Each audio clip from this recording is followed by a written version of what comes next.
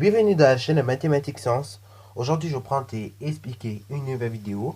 Cette vidéo donc à la fois en maths et en sciences pour les troisièmes. Dans laquelle tout simplement ici, je vais vous présenter le premier épisode de la saison numéro 2 de Se préparer au brevet. Donc, pour ce premier épisode de la saison numéro 2 de Se préparer au brevet, je vais quelques petites annonces à vous faire. Donc, je vais essayer d'être assez rapide et concis. Et puis après, on va démarrer l'épisode 1. Alors, c'est un épisode tranquille, honnêtement. On va pas faire de trucs de ouf. C'est un épisode vraiment tranquille par rapport à l'année dernière, puisque je vais vous parler du brevet. Alors, d'abord, quelques petites annonces. Donc, déjà, on est en 2020. Donc, je vous souhaite une bonne année. Voilà, voilà. Et puis, voilà, voilà. Que tout vous réussisse dans la vie. Que tout ce que vous en prenez, vous arrivez à le faire. Voilà, voilà. Puis, également, gardez-vous bien en santé comme vous pouvez. Essayez d'être joyeux le mieux, tout le temps en fait, parce que voilà, c'est bien d'être joyeux. Deuxième annonce également, c'est au niveau des vidéos. Donc, je l'avais annoncé sur mon compte Instagram de la chaîne, que normalement, vous aurez à présent, à partir du 6 janvier, et ce jusqu'au 4 février 2020, que 4 vidéos par semaine. Alors pourquoi? Parce que tout simplement, maintenant je peux plus tourner autant de vidéos que je veux. Parce que tout simplement je pars de la maison, il fait nuit, je rentre, il fait nuit, donc j'ai pas de temps. Et puis voilà, je préfère honnêtement faire un petit peu moins de vidéos pour le moment. Et qu'au moins ce soit régulier sur des petits temps plutôt que de faire n'importe quoi. Alors, ça évidemment, je vous ai annoncé ça, et ça comme ça à chaque fois, parce que je trouve ça plus simple en fait. Voilà, ça met un peu d'ordre dans tout ça. Voilà. Et du coup, je pense que j'ai fait le tour de ce que j'avais à dire en termes d'annonce. Maintenant, on va démarrer donc on va rentrer plus dans le thème de la vidéo. Et donc, je vais vous parler du brevet. Alors bon, au brevet, on va trouver plusieurs types d'épreuves. On va retrouver des épreuves écrites et des épreuves orales. Et vous avez une épreuve aussi qui n'en est pas vraiment une, mais vous avez également votre contrôle continu. Alors, je vais commencer par le commencement, c'est-à-dire donc le contrôle continu. Alors, le contrôle continu, sans savoir, dès que vous êtes entré en troisième, en fait, le contrôle continu, il a déjà commencé à se mettre en place. C'est-à-dire, vos notes, toutes vos notes, vous comptez par la suite pour tout simplement votre brevet. Ok. Et donc, du coup, plus vous allez avoir de bonnes notes, plus vous aurez de chances d'avoir votre brevet. Ok. Alors, je vous rappelle que pour avoir le brevet, il faut avoir la moyenne, c'est-à-dire donc 400 points sur les 800, et que le contrôle continu compte pour 400 points au brevet. Ok.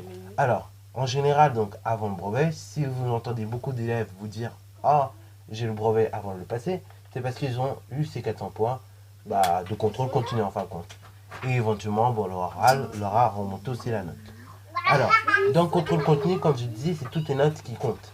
Mais elles ne vont pas compter en tant que notes, elles vont compter en tant que compétences. Alors, c'est là où c'est un peu compliqué à comprendre au début, mais il faut essayer de le comprendre.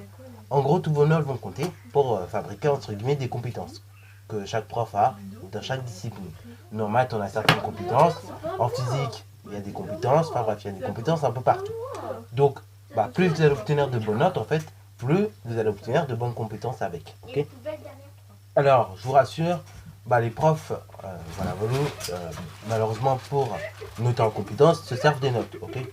Alors, c'est bien, mais en même temps, c'est mal. C'est-à-dire, c'est bien dans le sens où, compte les notes, elles comptent, mais c'est mal dans le sens où, compte, ça sert un peu à rien de passer en compétences, puisqu'on sert des notes pour faire des compétences. Voilà. Bon, ça c'était la petite parenthèse, on va dire, à quoi ça sert. Mais maintenant, donc, revenons aux compétences quand même. Et donc, vos compétences, elles seront validées matière par matière. Et vous allez vous retrouver avec 10 matières en gros, où vous aurez des compétences validées. Sauf que sur les 10-11 matières que vous pouvez avoir au collège, en fin de compte, vous n'allez avoir que 8 compétences globales. Ok. Alors, ces 8 compétences globales vont regrouper au moins 2 matières entre elles. Ok. Et du coup, il va y avoir une moyenne, si vous voulez, qui va être faite entre ces disciplines-là, et ça va former une compétence globale. Ok. Alors, par exemple, pour vous donner un exemple et parler un petit peu moins chinois, si je parle de la compétence comprendre, s'exprimer en utilisant les langages scientifiques, informatiques et mathématiques, c'est une compétence qui va relier les mathématiques, les sciences et vie de la Terre, la physique, chimie et la techno. Cette compétence-là, donc, va relier ces 4 disciplines. Et donc, en gros, chaque prof de physique, SVT, maths et techno va rentrer des compétences. Ces compétences, après, une fois qu'elles seront rentrées, bah, on va y faire une entre guillemets moyenne de ces compétences afin de former la compétence globale. Donc comprendre, s'exprimer en utilisant les langages mathématiques, scientifiques et informatiques. Voilà. Donc ça c'est tout pour les compétences. Voilà donc comment ça marche. Mais maintenant donc on va passer à la suite. Alors bien évidemment votre partie compétences, donc la partie contrôle continu, et ça va ressembler un peu à ce que vous avez eu en sixième. C'est-à-dire pour ceux qui n'ont pas redoublé de classe au collège, vous avez dû recevoir normalement en fin de sixième un espèce de bulletin où vous avez 8 compétences validées avec 4 maîtrises satisfaisantes. Vous avez également très bien, vous avez fragile et vous avez insuffisante. Alors chacune de ces choses-là, donc chacun de ces niveaux en fait, qui correspond à 1, à 1, 2, à 1, 3, à 1, 4, vont rapporter des points. Le 1 va rapporter 10 points, donc ça correspond à insuffisant. Le 2, qui correspond à un niveau fragile, va vous rapporter tout simplement 25 points. Le 3, un niveau satisfaisant, va vous rapporter 40 points. Et le 5, enfin le 4, pardon, va vous rapporter tout simplement, lui, 50 points. Ok, voilà, voilà. Donc ça, voilà comment ça marche. Alors, au niveau donc de vos notes également, c'est assez large, enfin, quand les compétences. C'est-à-dire, il ne faut pas vous imaginer, ça part de 0, ça fait 5, ça fait 10, ainsi de suite. Non, c'est beaucoup plus large que ça. C'est-à-dire, quelqu'un qui habite de moyenne, mais qui essaie de se débrouiller, peut avoir fragile. Tandis que quelqu'un qui habite de moyenne, qui fait la merde, peut, au contraire, avoir insuffisant. Ok, ça va vraiment dépendre, en fait, du profil de l'élève. C'est ça, un petit peu, la petite subtilité des compétences, c'est que ça différencie chaque profil d'élève. Ok, et ce, de manière très, très facile. Donc, là, pareil, pour contrôle continu, je vous conseille de bien travailler en fait depuis le début de l'année. Et tous ceux qui ont commencé avec 5 de moyenne, il faut essayer de remonter un peu plus. Essayer d'atteindre les 6, les 7, les 8. Enfin, essayer. Bien évidemment, j'ai pas dit que c'était facile. Hein. Je le sais très bien. Moi-même, je sais que mes moyennes elles baissent. Hein. Voilà, volou. Surtout quand on monte au niveau, les moyennes normalement elles baissent. Et je le sais très bien, puisque en quatrième, mes moyennes ont baissé. Entre le premier et le deuxième trimestre. Mais pourtant, on peut toujours remonter plus ou moins. Ok, la première année, au troisième trimestre, je vais remonter quand même. Voilà. Bref. Ça, donc, c'est pour la partie contrôle continu. Donc, je résume. Cette partie-là va vous compter pour 400 points en brevet. Et donc, elle est validée essentiellement par des compétences. Et pour que vos compétences soient validées, il faut que vous ayez des notes. Et ces notes vont permettre la fabrication de ces compétences-là, tout simplement. Alors, maintenant, deuxième partie, les parties épreuves finales. Alors, dans les épreuves finales, vous avez distingué deux types d'épreuves. Une épreuve orale et une épreuve écrite. On va commencer par la base des bases, donc par le commencement, c'est-à-dire l'épreuve orale. L'épreuve orale, c'est une épreuve dans laquelle tout simplement vous allez pouvoir présenter quelque chose. Alors, deux solutions pour la présentation. Soit vous présentez un EPI, donc c'est l'équivalent d'un exposé, mais qui va lier plusieurs matières. Par exemple, je sais pas, nous on a fait un EPI qui parlait de rayons de danger, ça reliait les SVT et la musique. On en a fait un autre aussi l'année dernière, donc c'était sur San Francisco, ça reliait les SVT et l'histoire géo. En gros c'est ça, c'est un exposé que vous faites et puis que vous pourrez présenter éventuellement à votre oral de DMB. Ok.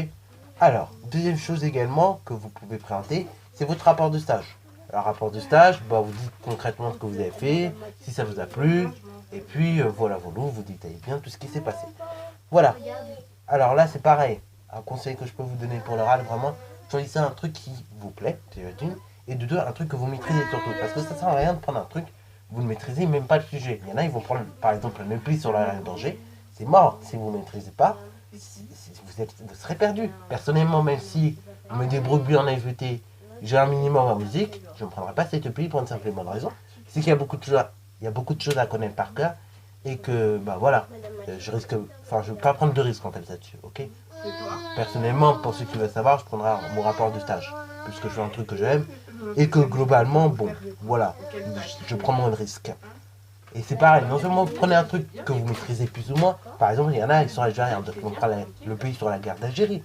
Il y en a, ils aiment bien les SVT, ils aiment bien le corps humain, donc ils prendront le pays sur la rayon en danger. Il y en a d'autres, ils se disent, ils ont bien travaillé en quatrième, ils ont bien fait leur pays sur San Francisco, ils le prennent. Voilà. Ça dépend vraiment de chaque profil, ok. Alors là, c'est pareil, vous allez prendre ce que vous voulez, mais essayez de vous entraîner un minimum sur votre oral. C'est-à-dire, n'y allez pas les mains dans les poches, quoi. Ok. Et d'ailleurs, cet oral, pour vous donner une petite indication, va se passer avant les épreuves écrites. C'est-à-dire, les épreuves écrites se passent en général fin juin. Bah, l'épreuve orale se passe entre avril et début juin. Ok. Fin avril, début juin. Alors, ça c'est pour les épreuves, c'est pour l'épreuve orale, mais vous avez l'épreuve écrite. Ok. Enfin, les épreuves écrites, puisqu'il y en a plusieurs. Vous avez donc des épreuves écrites qui, cette année, vont se passer un lundi et un mardi. Alors bon, je ne vais pas polémiquer là-dessus, c'est pas joli d'avoir mis ça un lundi et un mardi, mais c'est comme ça. Donc ça se passait le 28 juin 2020 et le 29 juin 2020. Et donc, dans cet ordre-là précis, vous aurez du français, des maths, de l'histoire géo et des sciences à l'écrit. Donc du coup, et bah voilà, vous aurez à chaque journée 2 épreuves. Donc vous aurez le français qui va se passer en 3 heures. Et durant ces 3 heures, en fait, il y aura une pause de 15 minutes entre les deux. Ok. Donc ça se découpe en 2 séquences de 1h30. C'est pareil, une pause. Durant ces 2 séquences de 1h30, il y a une séquence où vous allez faire la grammaire, orthographe, étude de la langue, tout le bazar. Et vous allez essayer de comprendre un texte. Et il y aura de la réécriture dedans. Enfin, toujours dans la première partie, vous allez pendant 20 minutes faire une dictée. Ok. Voilà, voilà. Ce qui veut dire, donc votre texte, tout ça, vous allez faire en 1h10. Si vous avez bien compris ce que je veux dire. Après, vous avez la pause, voilà, et vous allez démarrer l'épreuve de rédaction en français. Donc, la rédaction, il y a 2 sujets. Soit une invention, soit, bah, au contraire, une argumentation. Une argumentation, vous allez plutôt défendre un point de vue ou des choses comme ça, en lien avec le texte que vous avez fait précédemment. Ou soit, bah, au contraire, si vous prenez l'invention, vous allez devoir inventer une histoire ou bien quelque chose, ce qui pourrait se passer, hein, ou des choses comme ça, à partir d'histoires que vous avez compris précédemment. Donc l'épreuve de français, elle peut être bien, dans le sens, si on a bien compris le texte, on peut s'en sortir facilement. Mais si on est comme moi, qu'on n'a pas bien compris le texte, on est très vite perdu. Ok. Alors, normalement aussi, au niveau des épreuves de français, vous aurez droit au dictionnaire, normalement, à certains moments. Donc au moment de la dictée, vous n'avez pas droit au dictionnaire, bien évidemment. Au moment de la réécriture, des choses comme ça, vous n'avez pas droit au dico. Mais en revanche, au moment de la rédaction, vous pouvez avoir droit éventuellement au dictionnaire. Ok. Voilà, voilà. Si je ne me trompe pas. Là, après, donc l'après-midi, vous avez les mathématiques. Donc le français c'était le matin, maintenant vous avez les maths. Et les maths, je ne vais pas trop en discuter, mais vous avez tout plein d'exos. Donc vous avez à peu près entre 6 à 8 exos, enfin 10 exos, pardon, et qui peuvent traiter de divers sujets, Scratch, Jabber, des choses comme ça. Ok. Là on s'entraînera beaucoup, vous allez comprendre comment ça marche.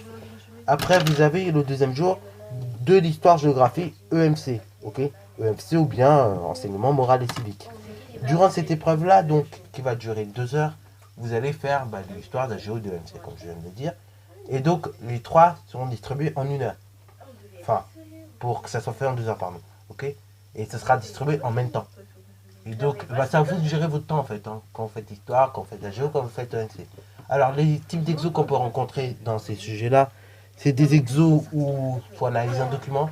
Vous pouvez avoir des exos également où il faut tout simplement développer en fait, développer selon une problématique ou bien selon une idée. Voilà, voilà. Donc souvent, on va vous demander de faire un développement construit. Ce n'est rien de plus qu'en fait, peut-être pas rester totalement votre leçon, mais réutiliser certains points de la leçon que vous allez voir en fait dans le sujet et puis essayer d'écrire quoi, ok. Essayer de faire un développement construit, on va dire. Alors, et dans notre temps, vous avez encore un document analysé, mais cette fois-ci en EMC. Voilà, ensuite vous vous reposez, voilà, vous mangez bien et vous avez l'épreuve de sciences. Cette épreuve de sciences, qui va durer 1 heure, va reprendre seulement 2 sciences sur les 3. Oui, vous avez 3 disciplines scientifiques, je le rappelle, physique, SVT, techno. Et donc, sur ces 3 disciplines scientifiques, il y aura un choix qui sera fait d'ici fin avril, début mai, sur lesquelles des disciplines sera prêt au brevet. Donc, sur ces 3 disciplines, vous en avez seulement 2 qui sont retenues. Donc souvent, on a eu de la SVT la techno ou bien de la SVT la physique. SVT physique, je vous le dis, c'est un assemblage qui est tombé 2 fois d'affilée. Donc, honnêtement, je ne pense pas que ça va retomber, mais méfiance quand même. Hein. C'est pareil, on dit aussi la SVT, c'est tombé quand même 3 fois d'affilée. Donc méfiance quand même. Hein. Méfiance, il faut toujours se méfier, parce que moi-même, cette année, je ne pensais pas qu'il allait avoir la SVT. Et la SVT est encore retombée, vous voyez. Donc attention. Alors, bien évidemment, vous savez qu'est-ce qui tombe seulement un mois avant, hein. Un mois et demi avant.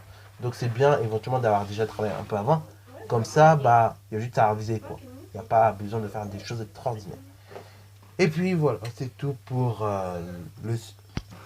C'est tout donc pour le brevet, ok. C'est tout ce que j'avais à vous dire. Donc là, petit conseil, si maintenant, avant vous n'avez pas trop l'habitude de travailler, c'est peut-être le moment de travailler, c'est peut-être le moment de combler les lacunes. Pour les quatrièmes qui me regardent, c'est la même. C'est-à-dire, ce que vous apprenez en quatrième ne vous servira pas à rien. Je vous dis, il y a des trucs, enfin en troisième, c'est des trucs de quatrième. Il y a des trucs, enfin il y a des questions par exemple dans les exos on nous pose, c'est des questions de sixième. Donc, revoyez vos leçons, ok. Refaites des exos, surtout en maths. Après, bon, français, ouais, bon, français c'est pareil, c'est le même délire. Faut revoir les cours d'avant. En sciences, c'est à peu près le même délire. Et en histoire géo, vous pouvez vous permettre à la limite pas de travailler cette année et après travailler l'année prochaine. Parce que oui, en histoire géo, bon, voilà, ce qu'ils vous demandent en général, vous le savez parce que vous l'avez appris en cours en troisième. Mais sinon, voilà. Ou sinon, vraiment, si vous demandez des trucs que vous n'avez pas appris en cours, c'est que normalement, vous êtes censé savoir. Par exemple, si vous demande où on situe l'océan Atlantique, vous êtes censé savoir que c'est à l'ouest de la France quand même. Enfin, bon. Voilà. Bah, c'est tout ce que j'avais à dire à ce sujet-là. Donc, là, pareil, travaillez bien, mais vraiment, faites pas n'importe quoi. Et puis, encore une fois, bonne année. Portez-vous bien. Et puis, salut, salut.